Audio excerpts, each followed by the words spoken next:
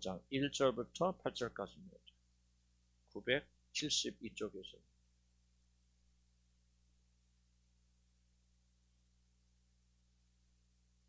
972쪽 근방에 있습니다. 이사야 5장입니다.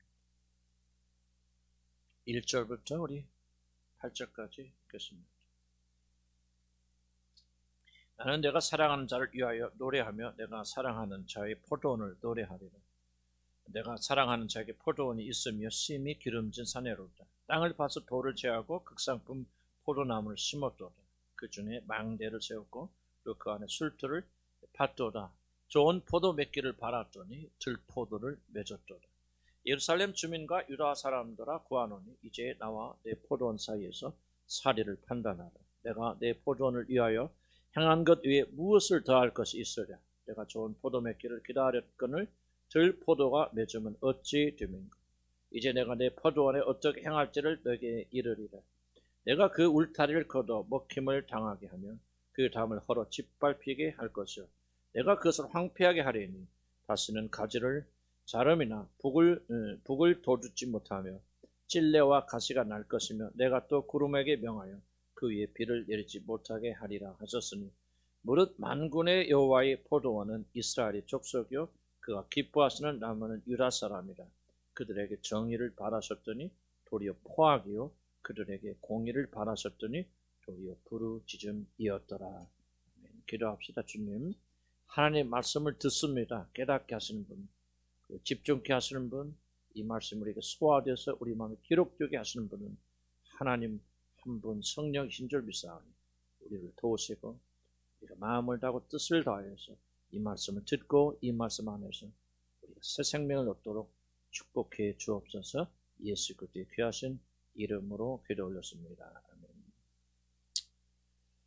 매일 교회에서 우리 교회는 복음 그런 얘기 많이 하지만 복음은 다른 것이 아니라 바로 우리가 매일 살아가는 우리 삶 속에서 나타나는 하나님의 능력이 복음이다. 저는 그렇게 생각합니다. 만일 저와 여러분이 복음을 안다고 하면서도 매일매일 삶 속에서 승리하는 삶을 살지 못한다 하면은 우리는 복음을 제대로 알지 못하고 누리지 못한다. 무엇인가 잘못되었다라고 저는 그렇게 생각합니다. 장차 복음은 우리가 아까 기도했지만 죽어서 또는 예수님 오실 때 하늘나라에 들어가서 영광스럽게 산다. 그런 믿음 때문에 지금 내가 살고 있는 세상을 잊어버리거나 무책임하게 살아가는 환각 상태를 만드는 것이 복음이 아닙니다.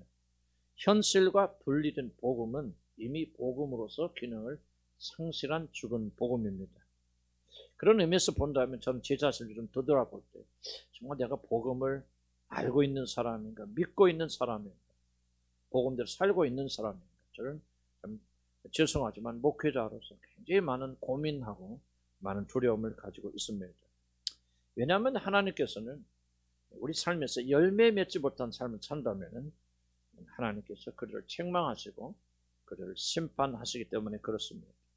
제가 단언하는 것은 마지막 때에 심판 때 하나님이 다른 것이 아니라 여러분이 어떤 삶을 살았느냐로 여러분을 심판하실 것입니다. 창세기 18장 19절에서 이렇게 말합니다. 내가 아브라함을 택한 것은 그가 자기 자녀들과 후손들을 잘 인도하여서 의롭고 선한 일을 하게 하여 강건하게 살도록 하기 위해서 우리를 택하고 부르셨다고 말합니다. 바로 우리를 택해서 구원하신 목적이 우리들의 개인적인 삶에서 선한 열매를 맺게 하기 위한 것이라고 성경이 그렇게 말합니다. 그래서 우리들은 살면서 선한 열매, 아름다운 열매를 많이 맺어야 됩니다.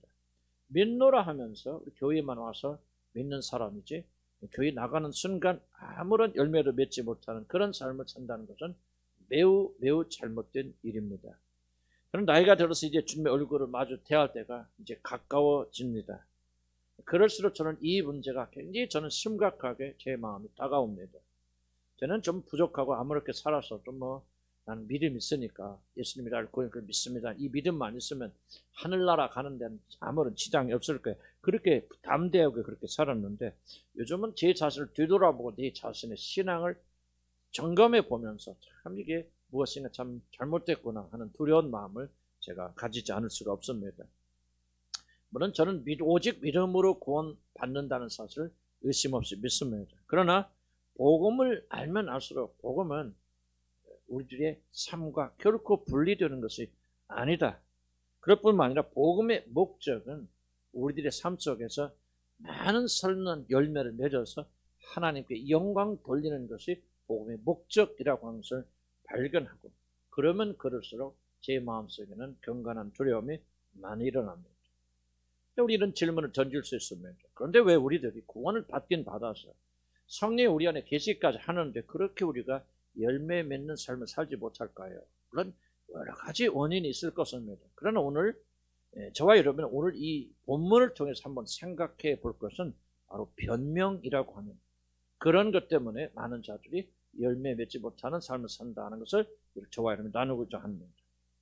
우리 믿음의 사람들이 하나님을 알고 구원을 받았음에도 불구하고 삶에서 열매 맺지 못하는 삶을 사는 이유는 우리들이 실패에 대한 그럴듯한 변명을 우리 늘어놓고 있고, 바로 그러한 변명들로 인해서 우리가 구원받는 하나님의 자녀가 되었고 하나님의 영이 거하시는 특별한 사람이 되어졌음에도 불구하고 내가 아무런 열매 맺지 못하고 대충 이렇게 사는 것, 이것은 너무나도 당연하다고 하는 그런 변명이 우리로 하여금 열매 맺지 못하게 한다는 사실을 오늘 성경을 통해서 나누고자 합니다.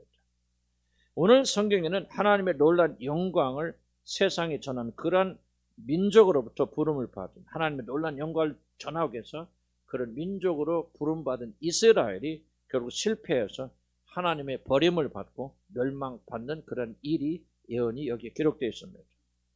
이스라엘의 멸망을 열심히 예언하면서 하나님께 돌아오고 회개하라고 그렇게 촉구한 선지자 이사야는 하나님께 선택하시고 그리고 그들을 아끼시고 모든 것을 부어주신 이스라엘이 아무런 열매를 맺지 못하고 타락해서 하나님을 떠나 온갖 죄를 짓다가 하나님의 진노의 심판을 받고 멸망할 것을 이사야가 예언하고 있습니다. 물론 이사야는 멸망만 예언한 것이 아니라 예수 그리스도의 출현을 예언하였지만, 그러나 여기서는 주로 이들이 열매 맺지 못한 자들을 하나님께 심판하신 것을 예언하고 있습니다. 하나님께서는 포도원을 만드시기 위해서 산의 나무를 뽑고 또 거기에 있는 거친 바위들과 돌을 다 제거해서 아주 나무 심기에 좋은 그런 옥토로 바꿔 놓으셨습니다. 거기에다가 이제 물이 잘 들어오도록 저수도 만들고 또 물이 잘 흘러가도록 수로도 만들고, 울타리를 채워서 들짐승들이 와서 포도를 먹지 못하도록 그 포도를 지키고, 또 이방인들이 와서 그 불보로 와서 그것을 빼앗아고 도둑질하지 못하도록 망대를 세워서 적들이 오는지 안 오는지 지키도록 그렇게 하셨고, 그리고 가장 중요한 것은 그렇게 다 준비해 놓은 다음에 우리 포도원 주인은 최고 좋은 품종의 포도나무를 심었습니다. 포도나무도 여러 가지 종류가 있지만 그 중에서 가장 좋은 품종의 포도나무를 거기다 심었습니다. 주인이 이렇게 공을 들여서 포도원을 만든 유일한 이유가 있다면 그건 단 한 가지, 좋은 열매를 얻기 위해서 그렇습니다. 좋은 땅과 비료를 주고 물과 짐승도 그를 보호하고 지켜주고 정말 나무가 잘 자랄 수 있는 모든 최상의 조건 만들어 놓고 거기에다가 최고로 좋은 품종의 포도나무를 심은 목적은 딱 하나, 좋은 열매를 얻기 위함입니다. 그런데 웬걸 가을 수확기가 와서 우리 포도원 주인이 가서 보니까 아주 좋은 포도나무 열매는 커녕 짐승들이나 겨우 먹을 수 있는 그런 들포도를 맺은 것이 아니겠습니까? 정말 값싼 포도주조차도 만들어서는 형편없는, 가장 좋은 것을 다 주었지만은 형편없는 열매를 맺은 것을 보고 이 포도원 주인은 아주 진노하였습니다. 분노하였습니다.